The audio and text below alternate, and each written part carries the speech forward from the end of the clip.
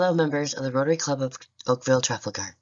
My name is Tracy LeBlond, and today I stand with deep pride, carrying the strength of my ancestors as I express my sincere gratitude for being chosen as the recipient of the 2024 Indigenous Student Bursary. This award is more than financial support.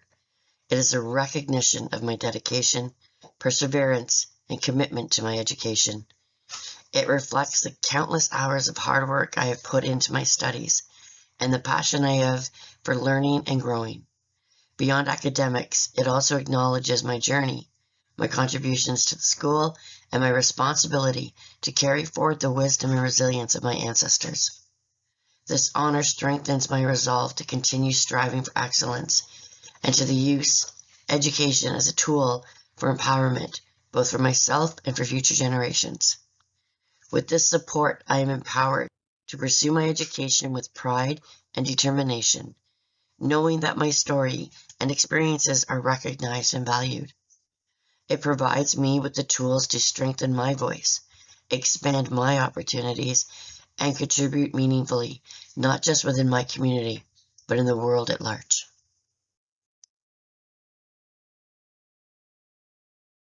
I am the daughter and granddaughter of residential school survivors. I belong to the Cree Nation of Waskaganish, a community rich in culture and history that is located at the mouth of the Rupert River on the south side of James Bay in the Ayu-Ichite territory of northern Quebec, Canada. I am the youngest of 10 older siblings and was raised in a family that taught me about strength and resilience. I am also a proud mother to a 12-year-old daughter and a 25-year-old son. I have been blessed to share 13 wonderful years with my amazing husband, who is my rock. Their love, support, and unwavering belief in me has helped to keep me grounded, reminding me every day of the strength that comes from family. They are my greatest source of inspiration, pushing me to be a better person, to keep learning, and to embrace every opportunity that comes my way. Their laughter and presence bring endless joy to my life, filling my days with smiles and a deep sense of purpose.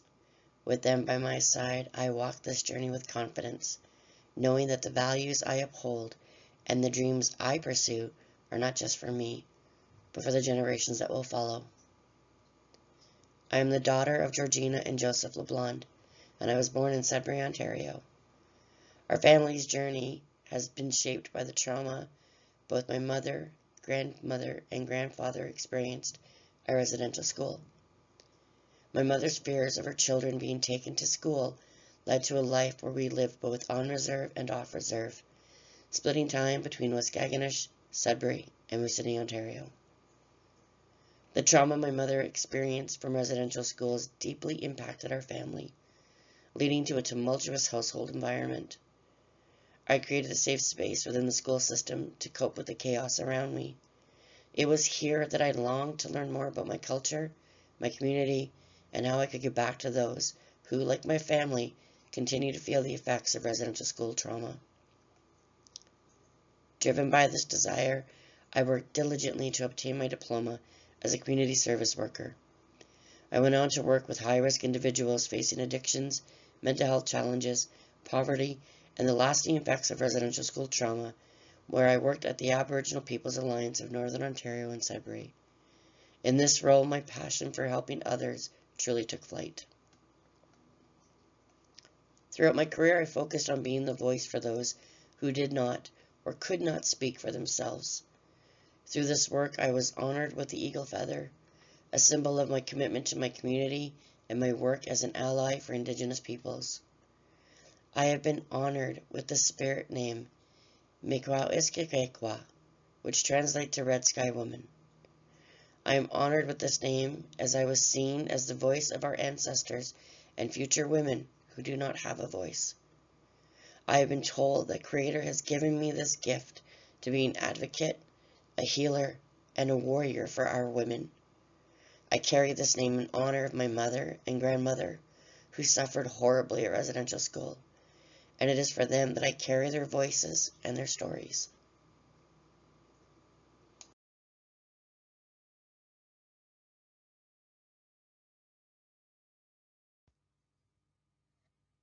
Stories of resilience, wisdom, and hope have always surrounded me. They weren't always passed down through ceremony or traditional teachings, but they lived in my family's experiences, through their pain, perseverance, and care.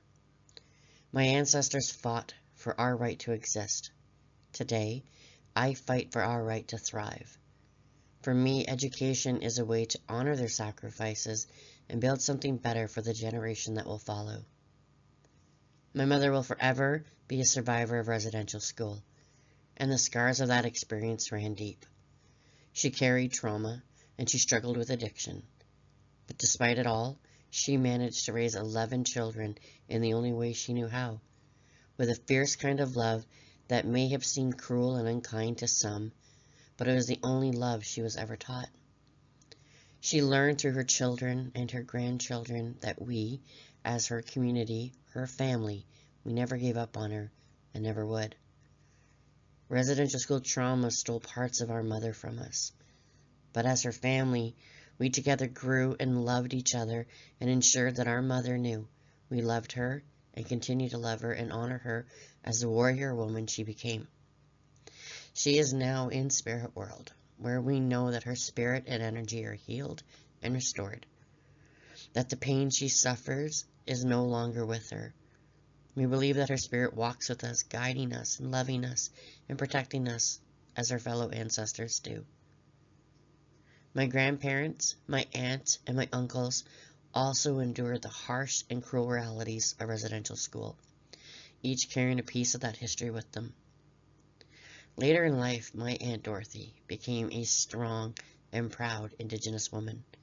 She advocated for Indigenous women and communities, and with her hard work and devotion, she rose to become the president of the Ontario Women's Native Association.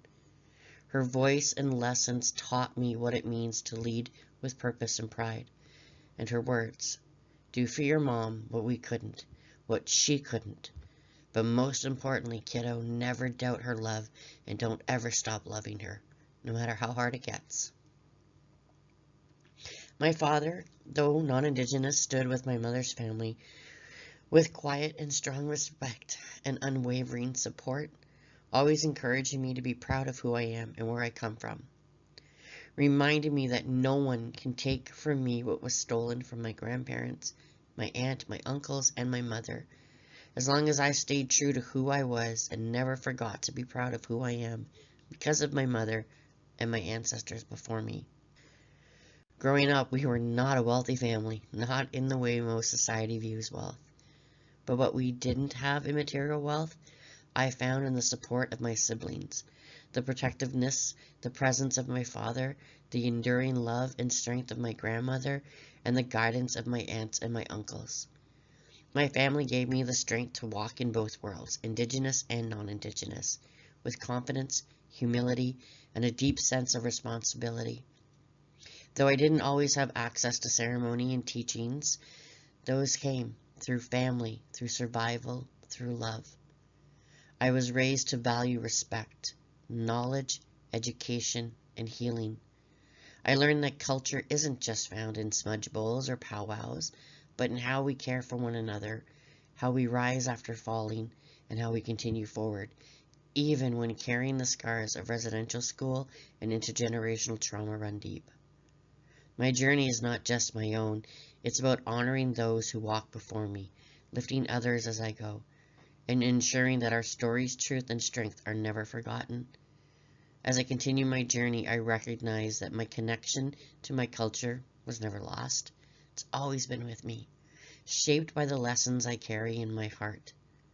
I now walk forward with a deeper appreciation for the ceremonies I longed for and the teachings that sustained me in their absence. I strive to embody the values of my ancestors in all that I do, ensuring that kindness, honesty, and good intentions are at the center of my actions. In doing so, I honor my heritage through ritual, how I live, and my impact on others and those around me. The Rotary Club Indigenous Bursary has provided me an invaluable support, allowing me to continue my equity, diversity, and human rights studies while pursuing my goal of becoming a Justice of the Peace.